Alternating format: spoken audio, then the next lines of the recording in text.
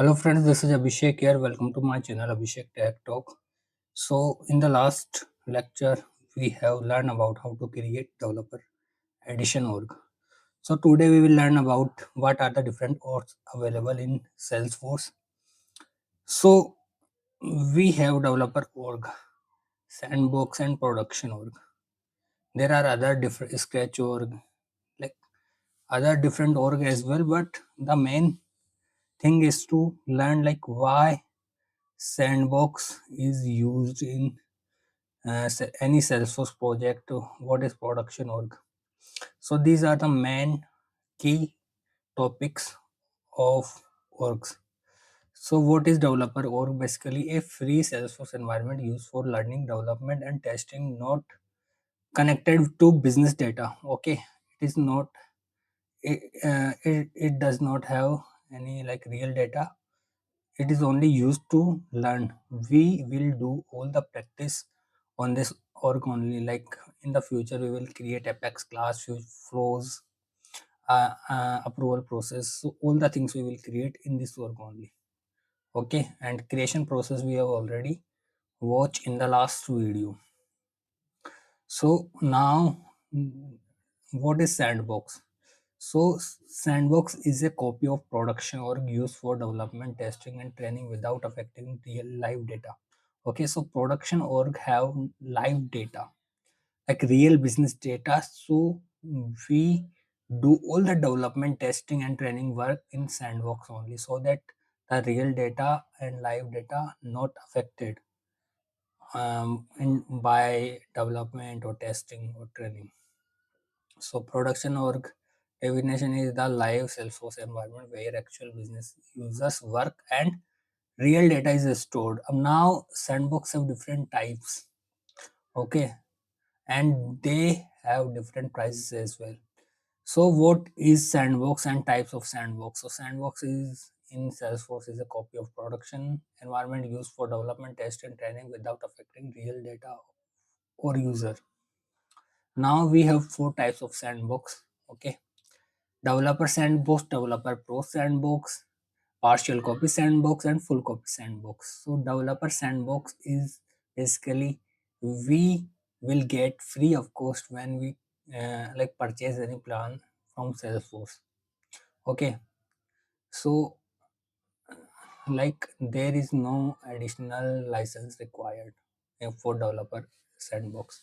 So why it is used? Development and unit testing we can do in developer Sandbox, and data metadata, configuration code customization, we can like data available in developer Sandbox. No production data. Storage, it has 200 MB data storage and 200 MB file storage.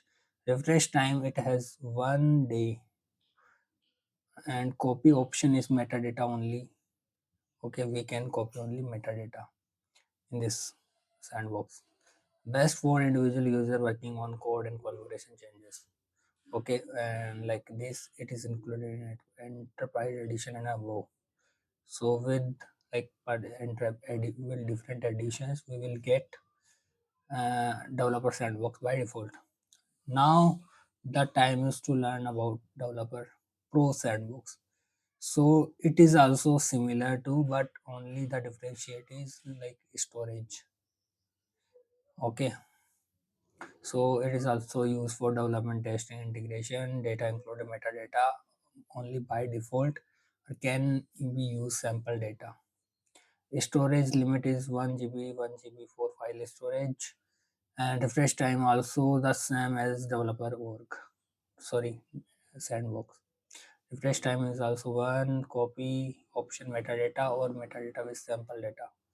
And best for use development teams require more storage than Sandbox. Cost is additional license required. Now the time is to learn partial copy Sandbox. So it is used for quality testing. Okay, to quality assurance testing and integration testing. Metadata data included metadata plus subset of production data based on Sandbox template. 5 GB storage it has, and 5 GB file storage. Refresh time is 5 days. Copy option metadata with selected sample data using a sandbox template. And best for like testing and realistic production like before deployment. And cost is additional license required. It is also not free. Of course, we will get from while purchasing any plan.